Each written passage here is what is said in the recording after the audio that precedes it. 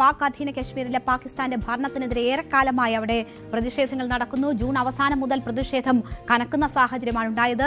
പാക് അധീന കശ്മീർ പാകിസ്ഥാന്റെ ഭാഗമല്ല എന്നും തങ്ങൾക്ക് സ്വാതന്ത്ര്യം വേണമെന്നുമാണ് ജനങ്ങൾ ആവശ്യപ്പെടുന്നത്. പ്രക്ഷോഭം കനത്താൽ നിയന്ത്രണ രേഖയിലേക്ക് പോകുമോ എന്ന് അമാൻ ഖാൻ ജനങ്ങളോട് ചോദിക്കുമ്പോൾ അങ്ങോട്ടേക്ക് പോകാമെന്നാണ് ജനക്കൂട്ടം മറുപടി പറയുന്നത്. ജനങ്ങളുടെ ആവശ്യങ്ങൾക്ക് അധികൃതർ വെടിയുണ്ട കൊണ്ടാണ് മറുപടി നൽകുന്നതെങ്കിൽ തങ്ങൾക്കും മറ്റു വഴികളുണ്ട് എന്ന് മുന്നറിയിപ്പ് നൽകുന്നുമുണ്ട്.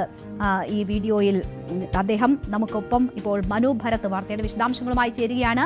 മനു, ഏറെ നാളായി നടക്കുന്ന പ്രക്ഷോഭമാണ്, അതിൻ്റെ ഒരു മൂർധന്യാവസ്ഥയിൽ എത്തിയിരിക്കുന്നു. ഇന്ത്യയുടെ സഹായം തേടുന്ന ഒരു സാഹചര്യമാണ് ഉണ്ടായിട്ടുള്ളത്. എന്താണ് അവർ ആവശ്യപ്പെടുന്നത്? എങ്ങനെയാണ് ഈ വിഷയത്തെ ഇന്ത്യ നോക്കിക്കാണുന്നത്?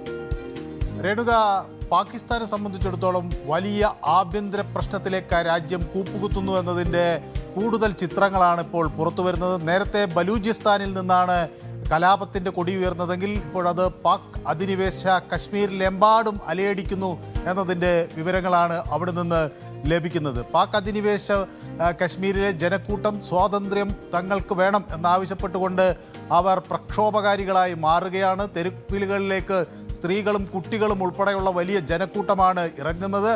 അവരെ അടിച്ചമർത്താനുള്ള ഒരു ശ്രമം പാകിസ്ഥാൻ നടത്തുന്നു. പല ഇടങ്ങളിലും അവർ ഹർത്താൽ ആചരിക്കുന്നു. അതോടൊപ്പം തന്നെ ആ പ്രദേശങ്ങൾ പലതും പൂർണ്ണമായി പാകിസ്ഥാന് നിയന്ത്രിക്കാൻ അവിടെയെല്ലാം സൈന്യത്തെ ഇറക്കേണ്ടി വരികയും ആൾക്കൂട്ടത്തിന് നേരെ വെടിയുതിർക്കേണ്ടി വരികയും ചെയ്യുന്ന ഒരു സാഹചര്യമാണ് ഇപ്പോൾ പാക് അധിനിവേശ കശ്മീരിലുള്ളത്. അപ്പോൾ നമ്മൾ നേരത്തെ പ്രദർശിപ്പിച്ച ആ ദൃശ്യത്തിൽ തന്നെ സർദാർ ഖാൻ പറയുന്ന ഒരു കാര്യം, ഞങ്ങൾ ഇന്ത്യയിലേക്ക് അടുക്കാൻ ആഗ്രഹിക്കുന്നു എന്നതാണ് അദ്ദേഹം വ്യക്തമാക്കുന്നത്.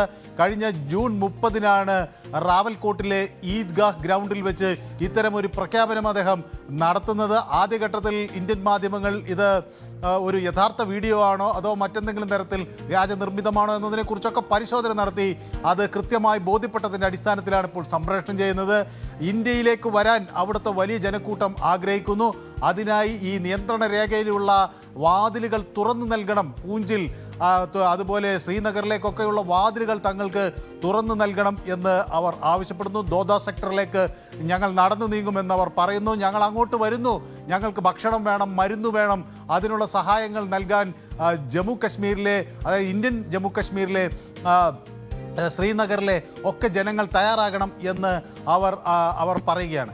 അപ്പോൾ ഇന്ത്യയുടെ ഭാഗമായി ഉള്ള ഈ പ്രദേശങ്ങളിൽ നിന്നുള്ള ജനങ്ങൾ തങ്ങളെ സഹായിക്കണം. ഈ അധിനിവേശ പ്രദേശത്തുള്ള ജനങ്ങൾക്ക് ഇപ്പോൾ വലിയ സഹായം ആവശ്യമാണ് എന്ന ഒരു പ്രഖ്യാപനം അദ്ദേഹം നടത്തുന്നു. മറ്റൊരു പ്രധാന കാര്യം, അവിടുത്തെ ഈ ജോയിൻ്റ് അവാമി ആക്ഷൻ കമ്മിറ്റി ഒരു അന്ത്യശാസനം പാകിസ്ഥാന് നൽകിയിരിക്കുകയാണ്. അടുത്ത 48 മണിക്കൂറിനുള്ളിൽ പാകിസ്ഥാൻ്റെ നിലപാട് കൃത്യമാകണം. 38 പോയിന്റുകളുള്ള 38 ആവശ്യങ്ങൾ ഉന്നയിച്ചുകൊണ്ടുള്ള ഒരു ചാർട്ടർ അവർ മുന്നോട്ട് വെച്ചിട്ടുണ്ട്. ഈ 38 ആവശ്യങ്ങൾ അംഗീകരിക്കണം. അംഗീകരിക്കാത്ത പക്ഷം ജൂൺ 9-ാം തീയതിയുടെ പ്രഭാതം ഏത് തരത്തിലായിരിക്കും എന്ന് പറയാനാകില്ല എന്ന് അവിടുത്തെ നേതാക്കൾ വ്യക്തമാക്കുന്നു. ജൂൺ 9-ാം തീയതി അടുത്ത നീക്കമെന്ത് എന്ന് പ്രഖ്യാപിക്കും. അടിച്ചമർത്തൽ കൊണ്ട് അല്ലെങ്കിൽ എന്തെങ്കിലും തരത്തിലുള്ള ഭീഷണിപ്പെടുത്തൽ കൊണ്ട് ഈ സമരത്തെ ഒതുക്കാനാകില്ല എന്ന് അവർ വ്യക്തമാക്കുന്നു. ഇത് നമ്മൾ മനസ്സിലാക്കേണ്ടത്, പാക് അധിനിവേശ കശ്മീരിൽ പൂർണ്ണമായും ഈ പ്രക്ഷോഭം ആഞ്ഞടിക്കുന്നു. ഇതിനോടൊപ്പം തന്നെ ഗിൽജിത് ബാൾട്ടിസ്ഥാനിലും ഈ പ്രക്ഷോഭത്തിൻ്റെ കൊടുങ്കാറ്റ് വരുന്നു. നമുക്ക് നേരത്തെ അറിയാം, ബലൂചിസ്ഥാനിൽ അവിടെ പ്രത്യേക രാജ്യം വേണം എന്ന നിലപാടുമായി ബലൂച്ച് ആർമി അവിടെ നേരത്തെ തന്നെ നിലയുറപ്പിച്ചിട്ടുണ്ട്. പാകിസ്ഥാൻ്റെ 40% വരുന്ന ഭൂപ്രദേശമാണ് മറ്റൊരു രാജ്യമാകണം എന്ന ബലൂചിസ്ഥാൻ ആർമിയുടെ നേതൃത്വത്തിലാകണമെന്ന് ആഗ്രഹിക്കുന്നത്. അതിൻ്റെ മറുവശത്താണ് ഇപ്പോൾ ഈ ഗിൽജിത് ബാൾട്ടിസ്ഥാനിലും പാക് അധിനിവേശ കശ്മീരിലുമൊക്കെ ജനങ്ങൾ തങ്ങൾക്ക് ഇന്ത്യയോടൊപ്പം നിൽക്കണം എന്ന നിലപാട് വ്യക്തമാക്കുന്നത്. ഇതിനെ തടയാനായാണ് അസം മുനീറിൻ്റെ നേതൃത്വത്തിലുള്ള സൈന്യം അങ്ങോട്ടേക്കുള്ള ഭക്ഷണ വിതരണവും അതുപോലെ തന്നെ മരുന്നുകളും തടഞ്ഞു വെച്ചിരിക്കുന്നത്. ഇത് ആ ജനജീവിതത്തെ അവിടുത്തെ കൂടുതൽ ദുസ്സഹമാക്കി. നമുക്ക് കാണാൻ കഴിയുന്ന പല പ്രതിഷേധങ്ങളിലും സ്ത്രീകളുടെ വലിയ പങ്കാളിത്തം ഉണ്ട് എന്നതാണ് ഈ സമരത്തിലെ ഏറ്റവും ശ്രദ്ധേയമായ കാര്യം.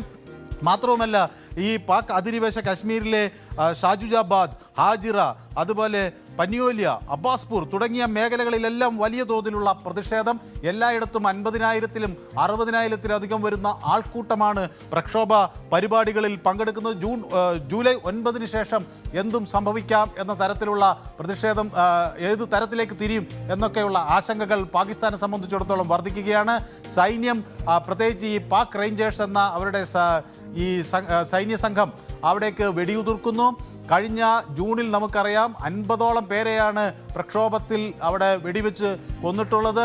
റാവൽകോട്ടിൽ ഇത്തരം പ്രക്ഷോഭങ്ങൾ നടക്കുമ്പോൾ മുസഫർബാദിലും സമാനമായ രീതിയിലുള്ള പ്രതിഷേധങ്ങളും പ്രക്ഷോഭങ്ങളും അരങ്ങേറുകയാണ്. അവിടെയെല്ലാം ഈ പാക് റേഞ്ചേഴ്സ് എന്ന സായുധ സേന ആളുകൾക്ക് നേരെ വെടിയുറുക്കുകയാണ്. ഇന്നലെ വെടിവെപ്പിൽ ഒരാൾ മരിച്ചിരിക്കുന്നു, 12ഓളം പേർക്ക് പരിക്കേറ്റിരിക്കുന്നു. അങ്ങനെ ഇത് ഒരു ദൈനംദിന ജീവിത പ്രക്രിയയായി പ്രക്ഷോഭം മാറുകയാണ്. ജനങ്ങളെ സംബന്ധിച്ചിടത്തോളം അവർ കടയടച്ച് പ്രതിഷേധിക്കുന്നു.